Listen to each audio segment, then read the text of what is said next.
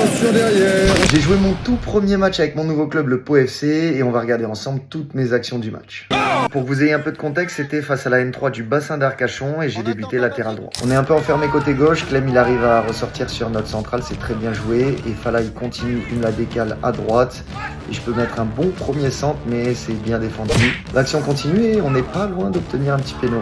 C'est non. Là on est côté droit, ça trouve le côté, on arrive vraiment à très bien combiner au milieu, ça décale en profondeur, je veux mettre un centre fort puissant. Malheureusement, c'est bien défendu, ça repart au second poteau. Il y a Tom qui est un très bon joueur puisqu'il est avec le groupe pro qui s'apprête à me mettre une galette. Je venais de centrer donc j'étais resté dans la surface. Et là, je vois le ballon arriver, je me dis ça y est, premier match, premier but direct. Le tout premier dans QDF, enfin. Je repense à ce que m'a dit le coach Brian Bergoni. Dis bonjour. Et finalement... Centre vers Valentin Liénard, le coup de tête, mais c'est le poteau. Ouais, j'avais le seum, ouais.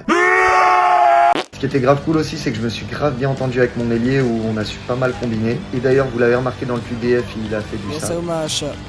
Partir face à deux joueurs, il est passé, le troisième est passé aussi. Mon central, il me la décale encore, j'arrive à faire une bonne prise intérieure et là, je vois l'appel d'Iliès une nouvelle fois magnifique, je lui mets direct pied gauche. La petite erreur d'analyse et ensuite de placement de ma part parce qu'on va aller chercher haut, il y a un pressing et finalement leur gardien dégage le ballon. Je vois assez rapidement que vu qu'on était en train de presser, je vais pas pouvoir avoir le ballon et je vais être lobé. Sauf qu'au lieu de sprinter dans l'autre sens, je recule et je laisse mon central y aller. Alors que oui, j'ai bien fait de le laisser aller au duel, mais j'aurais dû sprinter derrière lui pour le couvrir si jamais le ballon passait. Finalement, avec un peu de réussite, je gagne mon duel. Et là, il y a ce petit double contact un peu mignon qui a l'air pas mal. On obtient la touche, mais même ça, en fait, finalement, c'est pas très bien joué. Tout simplement parce que là, il y a de la densité à mort. L'objectif, c'est d'aller de l'autre côté. On voit mon milieu qui me demande de faire un 1-2 et ça aurait été le jeu de faire ça. Ou même encore mieux, j'aurais pu trouver Clem juste un peu plus haut et là, ça aurait été magnifique. Je serais sorti de cette zone. Et d'ailleurs, dans les commentaires, j'en ai vu certains me complimenter sur ce petit double contact. Mais ça, c'est parce que vous êtes trop matrixé par les gestes techniques, hein, alors que souvent dans le football, le plus difficile, c'est de le rendre simple.